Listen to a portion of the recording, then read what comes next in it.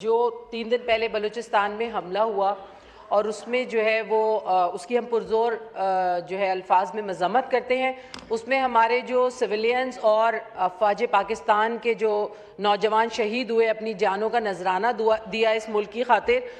उनको जो है वो ट्रिब्यूट पेश करते हैं। और साथ ही साथ जो है तकरीबन 177 फितनतुल खवारिज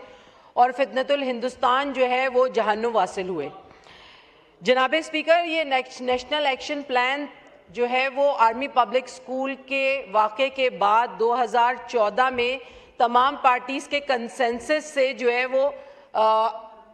है वो शुरू किया गया था और इसके बाद 2021 में इसको रिवाइज़ किया गया था, जिसमें हमने जो है वो हमारा जो टेररिज्म है उसको एलिमिनेट करने और सिक्योरिटी को इंश्योर करने के पॉइंट्स रखे थे। मगर साथ ही साथ ये जो सिलसिला है जो बलूचिस्तान में काफ़ी अरसे से जारी है, हम यहाँ देखते हैं कि ऐवान में भी हमारे बलूचिस्तान के जो नुमाइंदे हैं वो मुख्तलिफ वहाँ की जो परेशानियाँ हैं और जो उनको दरपेश मसाइल हैं उसका जो है वो ज़िक्र करते नज़र आते हैं। इवन चाहे वो IT हो, चाहे वो कोई और मसला हो, चाहे वो रोड ब्लॉकिंग्स हो या जो भी और मसले हैं, उसकी मुसलसल तकरीबन हर इजलास में यहाँ इस ऐवान में गूंज उठती है। जनाबे वाला, हम और हमारे अफवाज और पाकिस्तानी कौम वो तो अपने मुल्क के दिफा के लिए सब कुछ तमाम इक़दामात कर रहे हैं, जो उनका फ़र्ज़ है वो अदा कर रहे हैं। मगर सवाल ये पैदा होता है, इस ऐवान को ये सोचना पड़ेगा कि इतने बड़े पैमाने पर जब ये सब बार बार होता है तो जो बलूचिस्तान के लोग हैं, उनकी आवाम है, उनकी जो ग्रीवेंसेस हैं, उनकी जो महरूमियाँ हैं, उनका अजाला कैसे होगा।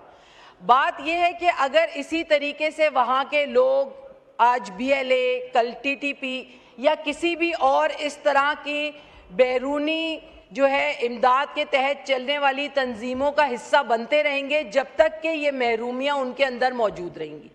शायद आज ज़रूरत इस अमर की है कि एक डायलॉग ऐसा जो है वो नेशनल लेवल पे कंडक्ट कराया जाए